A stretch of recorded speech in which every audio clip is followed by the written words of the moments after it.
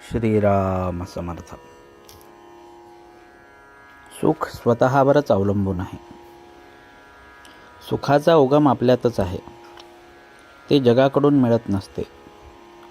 मनुष्य जगाकडून सुख मिळवण्याचा प्रयत्न करतो, पण ते त्याला मिळत नाही. याचे कारण असे की सुख बाहेरून मिळवायचे नसून स्वतःकडून मिळवायचे असते. आपण आहोत तिथपर्यंत जग आहे, अशा अर्थाची म्हण आहे. जगाचे अस्तित्व आपल्या अस्तित्वावर अवलंबून असते. समजा आपल्या घरात विजेचे दिवे आहेत. ते बटन दाबल्याबरोबर लागतात. पण जर का त्या विजेच्या उगमाच्याच ठिकाणी बिघाड झाला तर घरातले बटन दाबून दिवे लागणार नाहीत. फार काय, पण घरातील दिव्याची दुरुस्ती करण्याचा प्रयत्न केला तरी मूळ ठिकाणच्या बिघाडाची दुरुस्ती होईपर्यंत काही उपयोग होत नाही. त्याप्रमाणे आपल्या स्वतःमध्येच सुधारणा झाल्याशिवाय बाहेरून सुख मिळणार नाही. समुद्र सर्व पृथ्वीच्या पाठीवर दूरवर पसरलेला आहे.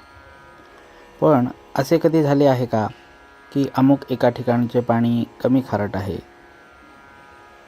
तसे जगात कुठेही गेले तरी सुखाच्या बाबतीत अनुभव सारखाच येणार.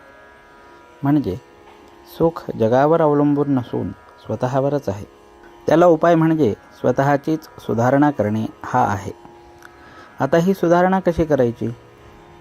ईश्वराने मनुष्याला बरे वाईट जाणण्याची बुद्धी दिलेली आहे. ती इतर प्राण्यांना नाही. त्या बुद्धीचा पुरेपूर उपयोग करून आपण वाईट गोष्टी करण्याचे टाळावे आणि चांगल्या गोष्टी करण्याचा प्रयत्न करावा. वाईट गोष्ट टाळणे प्रत्येकाला शक्य आहे, कारण त्यात कृती न करणे एवढेच काम असते आणि ते कृती करण्यापेक्षा केव्हाही सोपेच. चांगल्या गोष्टी सर्वांनाच करता येतील असे नाही. सारांश, सुखी होण्याचा मार्ग म्हणजे वाईट गोष्टी करण्याचे विचाराने टाळावे आणि चांगल्या गोष्टी शक्यतेनुसार करीत राहाव्या. आणि हे सर्व करताना सर्व काळ भगवंताचे चिंतन करावे. असे केल्यानेच सुख मिळेल. जगाकडून सुख मिळेल ही कल्पनाच चुकीची आहे. तुझा आहे तुझा पाशी, परी तू जागा चुकलासी. आपण स्वतः जगासारखे वागत नाही किंवा भगवंतासारखेही वागत नाही. मग जगाने आपल्यासारखे वागावे असे आपण का म्हणावे?